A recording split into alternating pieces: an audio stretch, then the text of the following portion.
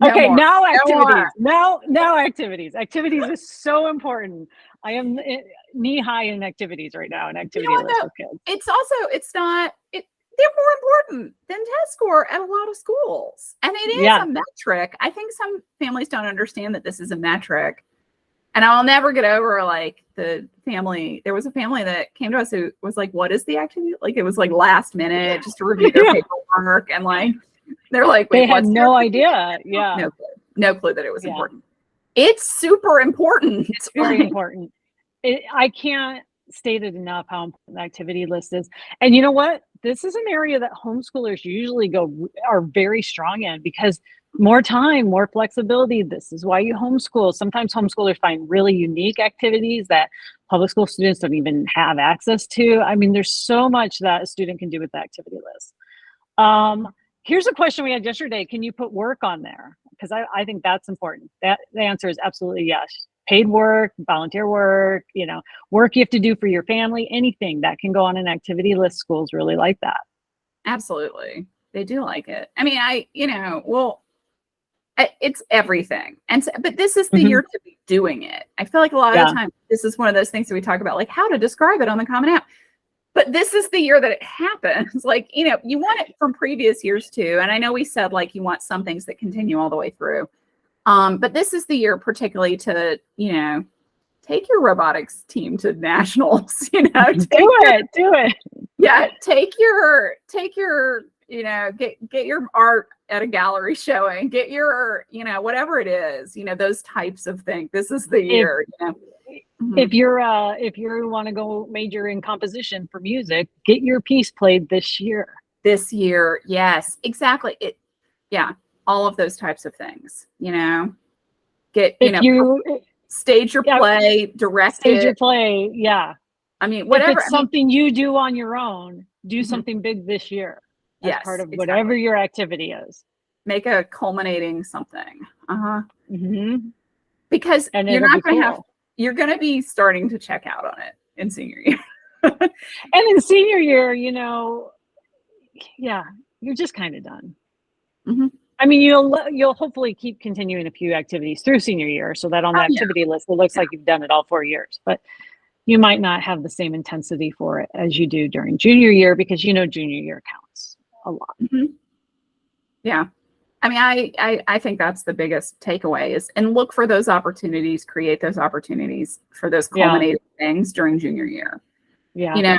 Whether it's something outside, like get your Girl Scout Gold Award this year, like it can be something external like that, or it can be something, an opportunity that you create, or that it doesn't have to be, an award happens for it or but create that kind of situation. My son, like it was COVID year. Yeah. COVID year. And he was a theater kid.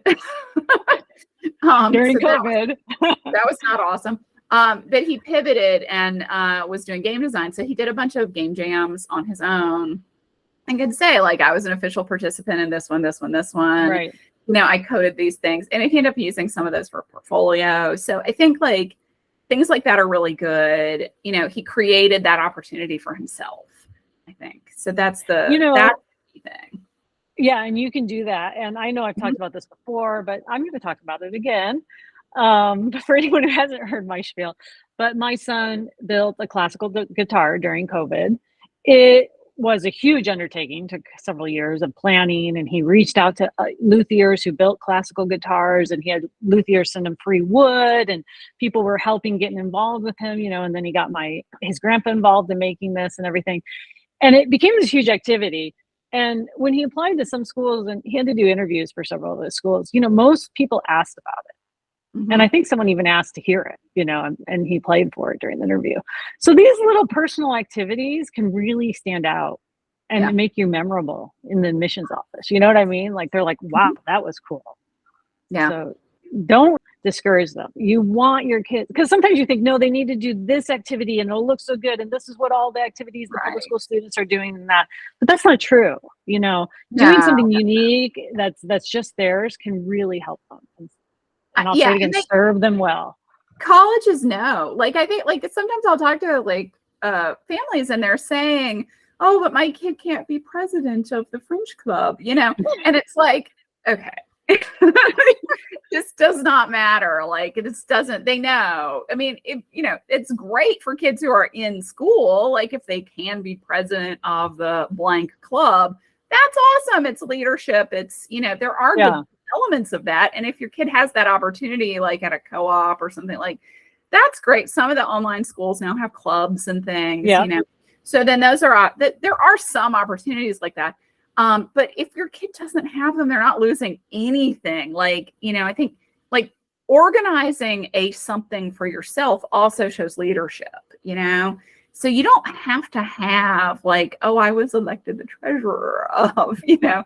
So you don't need those things. They're not missing anything if they can't join National Honor Society. Like, it's fine. Like, those activities aren't necessary in your context. Colleges are judging them in their context. Right. So figure out what you can do in your context. I think parents just need to stop worrying about a lot of these things. Especially if it's your first homeschooler and you just think they need A, B, and C because that's what everyone needs. You know, that's not usually the case. And homeschoolers have been applying to colleges now for a very long time. There's a strong track record there. And we have found, and a lot of people we talk to who work with homeschoolers, is just being a little different, being pointy, having these unique courses or activities really helps with admissions. Yes. So keep that in mind every time you start panicking about things. Keep that in mind. There's a reason you homeschooled. Homeschoolers do well in colleges with college admissions. What makes them do well? You know, what are the things that really serves them? And being unique and a little different and having unique activities is okay. Yeah. And you need activities. So yeah. I think that leads into the second part pretty well. Okay. Colleges in general, like, because this is the year to start really thinking about them. Yeah, college, building that list, thinking about what type of schools your kid would do well at. So we were talking about this a little bit yesterday about college visits and everything. And we have some families who are able to visit quite a few schools. And I was saying that, you know, it's not always possible. And both my boys went to schools that we never visited. We couldn't. We didn't have the resources and they were really far away. So I just want to, as we start discussing this, I just want to say ahead of time, if you do not have the resources or the money to get your kids to all these schools to look at, that's fine. There's usually a few colleges locally that will give them a really good idea of what they're looking for. So yeah, my son didn't, the college that he chose, he didn't visit until after he was accepted. Yeah. And then he did an accepted students experience where he could sort of shadow and go to classes and eat in the cafeteria, that kind of stuff. So you don't have to visit all, and you don't have to do like the grand visit road trip. I mean, you should go during junior year, either like right before junior year or just during junior year. I think in the fall is a good time, like because it's better to visit when there's people on campus. Go to a couple regional schools that are really different. Local or regional, public, private, big, go to small, a big public, something. A small private, or or vice versa. I mean, whatever makes sense, like, but see things that are really different. Even if your kid thinks they know what they want. I mean, this. I feel like the number one thing that I see is juniors who still have only heard of their local schools, their state flagship, and the Ivy Leagues. Like, that's it. Yeah. So it's like what they're working with is,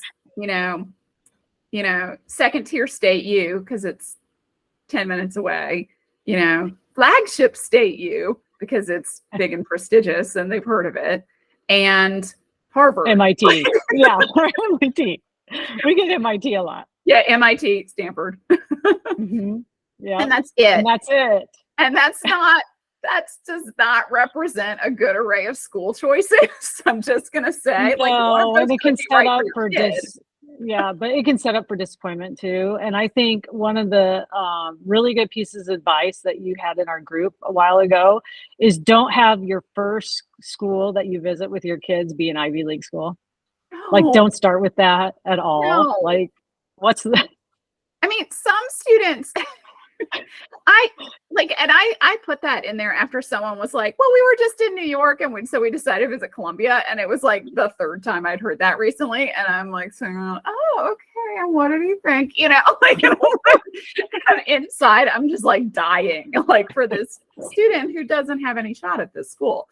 And like it just is sad. Like it's just, and some students go to those, like we were talking about a student like who went to Yale and was like, well, this is trash. Like, most students, when they go to these schools, it's so easy to be like, what a wonderful school.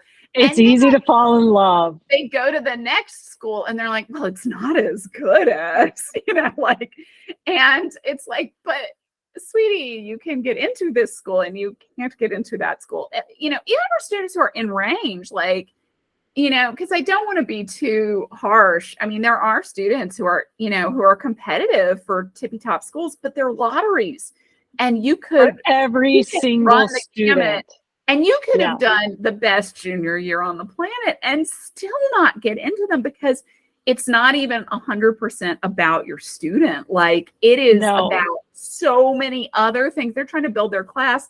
They want to be sure they've got that oboe player, that rower. They want to be sure that they've got, a kid from this geographic area and students to fill this interested major and students who have these types of experiences. For every one of those kids, there'll be 1,000 just like them. I mean, it's a lottery for every single person applying to that school. And parents really need to listen to that. It's a lottery no matter what.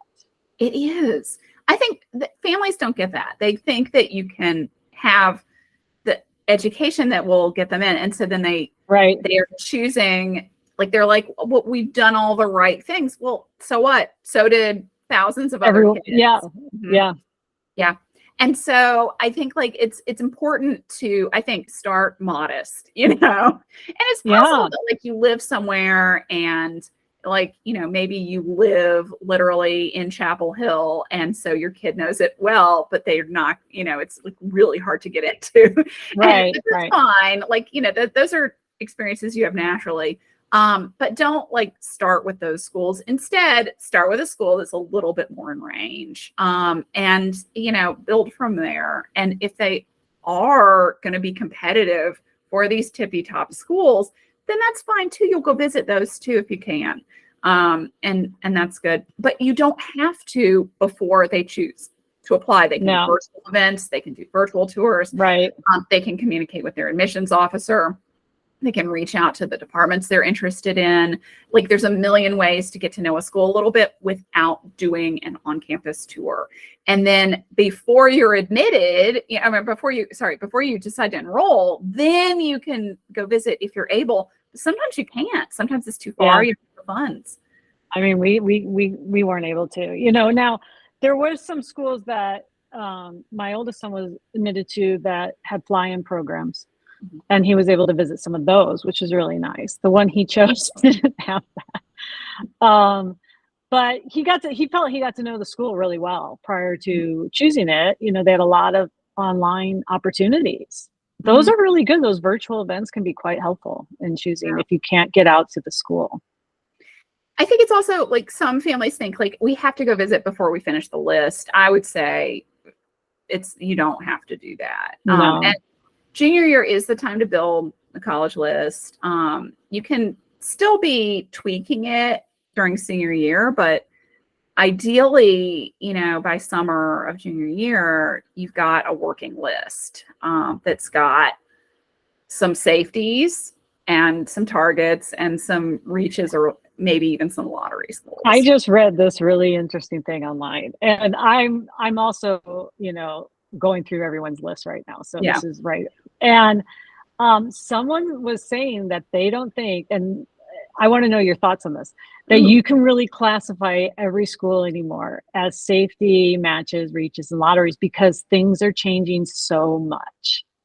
And a school that used to be safety is not always safety for everyone anymore because they're not accepting like the students who are higher ranked and that Yeah. because and that's it's really what hard to create this list. Yeah. What do you think of that? I mean, I do think I've always thought it's a shorthand, right? Like, and that even with safety, sometimes you don't know, like it can be unpredictable. And some of these schools that students were in range for like a few years ago, and now the obvious example is like Northeastern, which, like sometimes it's like, oh, my older son applied there and it was a target. And of course he got in. And so then the younger son, like, 6 years later comes along. It's like, no, sorry, that had like a single-digit acceptance rate for the, So, and that they're not the only one, but I mean, there have been some of these schools that have had these swings like that. I think so it is unpredictable. To me, that's why you don't just have one safety and then a bunch of lottery schools. Right. Like, it's why you don't just have the one target. It's like why you have a range. It's also why, honestly, like you show some demonstrated interest to your target schools, even if they're not your focus, like, because you want to show them like, no, I would be happy with this school. They know that maybe you want, like I had a conversation with admissions at Trinity College in Connecticut. Right. And they were saying, we know we're a lot of students' second choice. And so that's part of why they like, ED, because then they, that they said, but really it's why we like having ED too, so you get your first choice, then we like being your second choice. And then they said, but, if you can't do that, we would love demonstrated interest because of that, because they know they're in that position, now they're, and they are a target for like high achieving students because they're like 40% acceptance, kind of 28%, something like that. And so, schools in that range, but also schools like in the, like, oh, last year they had a 50% acceptance. Last year they had a 60% acceptance. They want to know that your student is choosing them before they admit them. So it's important to reach out and show interest that junior year, summer after junior year, that whole. Yeah, demonstrated interest is very important, especially at certain schools. Not all schools consider it, but it's always a good thing. I always, parents will come to us and be like, should we reach out and ask this? Should we reach out and ask this? Should we do this? And I'm like, no, your student, your kids should do that, your teenager. They should be reaching out. Parents can reach out about financial aid questions. Parents can reach out as the homeschool counselors. There's something specific about the transcript or something, but everything else should be your kid doing it. They should be building this relationship. They should be showing their interest, They should be researching the schools. They should be building. I know a lot of parents start checking their kids' email at this point and start opening emails from schools and click. Don't do that. Let your kids start taking, being the driving force of this whole process, because it's going to be them there, not you. And you need to see what they're. It's really stressful for families, because they know that this is a point where they should be pulling back, but they also know that this is so important and that you can screw it up. But like, I think that you've got to, they're about to be adults, you have to pull back. And I do think, there's scaffolding. I think I was saying this to you, that it's not that any one of these things is wrong. Like, it's not necessarily wrong that you do some of the research, or that, or that you are the one who schedules the visit, or that you're the one who, it's not wrong that parents do that. It's just when you did all of it, so you've got to pull back in some areas, and so that your student has the lead, even if you are still playing support. I mean, you have to know your kid. And so it's okay. Like, this is kind of what we do for students is like, we're the ones who are doing the first line research. And then we say, we've chosen these schools for you, clients, and I did this for my own son too. Go look at them. Go look at them. Yes. But then they have to be the ones to go look at it. Like, so then that's fine. Like if you're the one who's doing that first level, but then they have to then engage and do the next level, because otherwise, or it's okay if they did that I'm interested in these 3 schools. And then you go look and say, okay, I think we could go visit this one, So Yeah. they have to be a key player in that somewhere. You can't do it all. Yeah, definitely. They have to apply. Like they're the ones who have to write the essay. They have to go too. They have to attend. Yes. Yeah. So I saw someone write a comment the other day, and they're like, well, we attended, they were talking about their kid picking a school, but they used the term we instead of they, or them, and it's like, you're not going to the school. And just to let you know, I mean, just in case you forgot. Some of these schools I would love to go to. Sometimes I visit them. I'm like, oh, I wish I could retire there. Like the campuses are beautiful. Yeah. The whole environment's great, but I'm not going to school. It's not me, What I love, I'm sure my kids don't, agree with. You got to let them have some control. Yeah. I mean, I'm thinking specifically about one of my kids in the school they chose. I would not have chosen it, at all. But I already went to school. I was, I had my chance to do all that. And now it's their chance. So, But I would say scaffolding is very important. If you have a neuroatypical student or anything, I have experience with that. I did have to scaffold a little bit with one of mine. Well, actually quite a bit. That's okay. Take it, your kid, what they need. Some of them need more support than others, but generally let them be involved in this process. Let them take, leadership and not leadership, but control in some areas so that they feel driven. I mean, that helps you feel driven and you feel like there's a reason you're doing all this. Otherwise you don't even really know what's happening. And you're kind of like, well, I'm going to school, but. And if they're not, if they just don't engage and do it, that's a sign, Yeah. That the choices that they're left with are the right ones for them. I mean, that's in a way that's fit too. That's finding the right fit as well. I mean, the other piece that we should mention, though, is that the parents are the ones paying typically. And so that's important. Yeah. So financial fit is also important.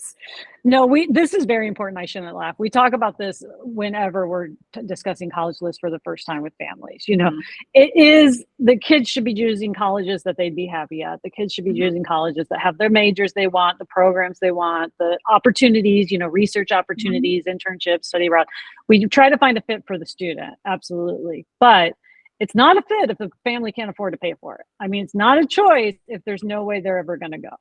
So financially, that it's one of the key pieces. And that is when a family and parents need to get involved. Yeah. And parents, first of all, you need to educate yourself a little bit. You need to do price calculators not a general one. You need to do the one on this individual. And some of the calculations around this are changing because the FAFSA has changed. And it is delayed for this coming year. That's fun. Different schools are handling it differently, but you can reach out and this is why you should do net price calculators at a variety of schools that you and your kid are considering. And if your student is interested in a school, do the net price calculator. It's also fine to call them and ask if you can speak to someone in financial aid, especially if you have, a really complicated situation. Sometimes if you own your own business or if you don't have a primary residence or military, I mean, there's different situations, if you just inherited something from a parent who just died, sometimes there are these situations that can complicate your finances. And make it look like you have more money than you did, or, there are situations like that. So reach out and talk to them about, what that'll look like for you. Once you have a sense, though, if that school is not affordable for you, tell your student, because they need to know. It's just going to lead to heartache. It's just going to lead to heartache. And then don't go visit it. Like, don't apply. Don't have your student write a ton of essays just for this. No. And just be honest. Like, we just can't. Better to be honest earlier than for your student to get into that school and be in love with going. And the price tag is what you expected all along. And there's no way to pay for it. So I think yeah, they're almost adults again, and some of them may be adults. They're old enough to understand that the finances are a key piece. Different families can afford different things. It is what it is. And the more information they have, the better off they'll be. And they'll respect you more in the long run, right? I mean, and I would say too, though, don't, again, that's why it's important to do those net price calculators. Don't make that decision based on sticker price. No, never. Very few people are paying sticker price. And so you need to figure out what your price will be at that school. So don't get scared off. Not until you have tried and, done some research about that specific school and the price your specific family will pay. Okay, so that's really good advice, and we're almost out of time because I have to go. We've been talking a lot, but I want to add one last thing here real quick. Yeah. Because we get this question a lot. Well, what about outside scholarships? We can't afford these schools, but my kid's going to apply to these outside scholarships. What are your thoughts on that? I mean, I have known students who got outside scholarships, but typically they were, that they fall into one of two categories. I got this outside scholarship. It's $1,000. Period. Yeah. That's it. That was the whole thing. I had to go to an interview and submit my test scores and write 2 essays. Like, oh my God, was that worth it? Like, you could have made that money at McDonald's that quickly. Like, I mean, it's a slight exaggeration, but it also would have been sure money. Like, you wouldn't have. Yeah. So it just sort of think about that. Like whether or not, again, opportunity cost. Right. Yeah. How much time is going into this? Students I know who've gotten larger scholarships were like competitive on an Ivy League level, and also had high need. So they had multiple options for where their funds could have come from. So, but usually, I mean, not always, but usually if you're that competitive and you have high need, a lot of these schools will just, give you amazing aid. Yeah, you don't need an outside if you have high need, and you don't need an outside scholarship, and you can get into then you usually don't need one unless it's to attend a school that doesn't give need-based aid as much. I mean, it just is not. That's rarer. If you're competitive for these schools, they're better schools typically. Yeah. So yeah. Just something to think about. Think about it, and look up scholarship info and see if it's worth it, and see the schools, how they even handle scholarships, because some of them take scholarships, but then they get rid of the money they're giving you. So there's a lot of pieces in that. And sometimes it just takes so much time. It's not worth it. That would be my big takeaway for that. Yeah. Okay. I don't want to end on a downer. Money is a downer. It's a junior year. It's going to be fun. This is yay. This'll make it all better. It's all good. You're all good. It's going to be a great year.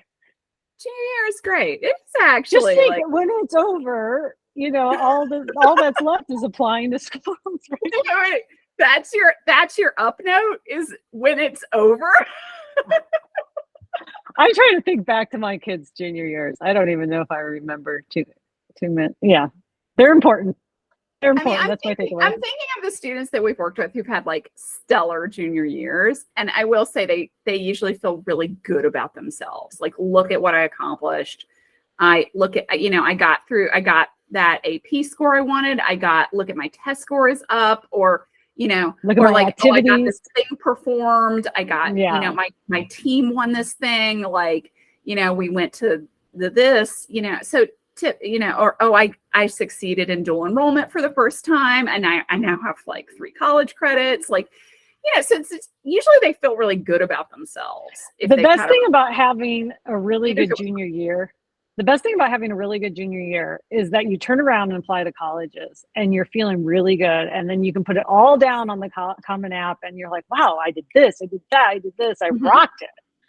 So there's a lot of immediate, payoff for that actually. Yeah.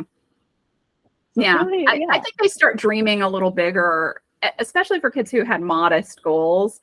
If they had a stellar junior year, they're like, I think I can add a reach school after all, which Yeah, is we always get exciting. that. Yeah. Should I add a few more schools to my list now? I know. It Yes, actually you is sweet. should. You should. Definitely. Like, look at what you did this year. You should. Like, I Let's like celebrate I like this. being able to say that. Yeah. Yeah. Mhm. Yeah. Okay, that's a good note to end on. That is a good New note. Year's the most important, but by the end of it, you'll feel great. Your kid will feel great, and there may be Mhm. more opportunities.